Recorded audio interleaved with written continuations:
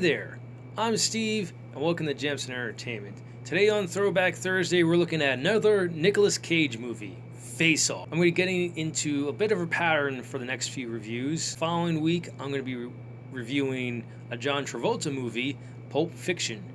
And then after that, it will be another Quentin Tarantino movie, but it will also be a Samuel L. Jackson movie, The Hateful Eight, and I'm going to watch the extended cut on Netflix. Face Off has been reviewed by many critics. There's not much I can add to it except for something that's becoming reoccurring on this channel. I think Nicolas Cage could have made a pretty good Joker. It doesn't help that this movie has a scene where not only Nicolas Cage but also John Travolta are unwrapping galls from their head, which only reminds me of the '89 Batman film.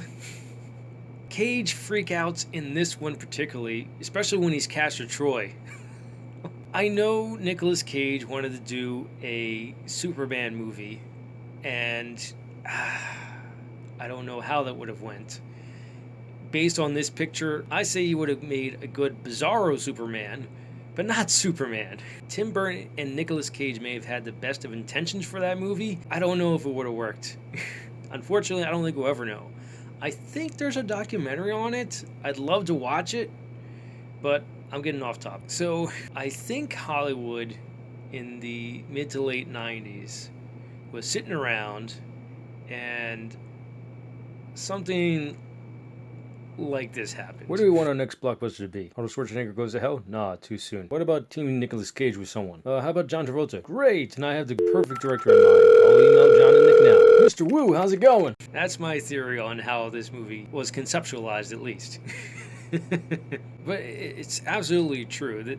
I don't think there were action stars that were more over the top in the 90s than John Travolta and Nicolas Cage. Aside from like Schwarzenegger, but I gotta give props to Nick Cage again, because not only is he doing his normal freak out, which this is one of his best entries ever, but he's also playing a psychologically damaged man. He loses his son. This is Sean Archer's character. Initially starts out as John Travolta. He goes on the hunt for Castor Troy, who starts out being played by Nicolas Cage, but once they do this face-off and switch, it's Nicolas Cage who has to give this really good performance of having to act like himself in another person's face, but also playing this damaged man who can't stand and can't handle the psychological pressure of being someone that he absolutely hates. John Travolta has to do this too, to an extent, but not nearly as far as Nick Cage has to go. And John Travolta is having the time of his life in this movie. Nick Cage and John Travolta both play villains pretty good, but Travolta plays a delicious villain. This is a villain that loves to be villainous. And both these actors' over-top performances are brought together through their over-top director, John Woo. Oh my God, this movie is a masterpiece of 90s cheese. Those are my thoughts on Face Off. I know this is a short review, but I really felt the urge to get more Joker potential castings out there. I thought that really needs to be heard.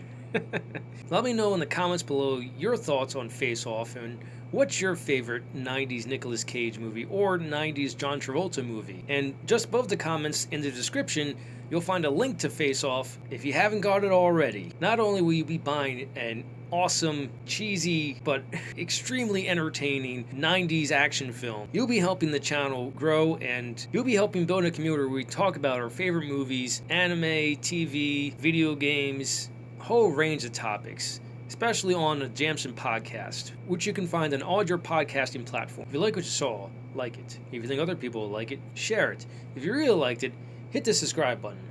Thank you for watching, and live your imagination.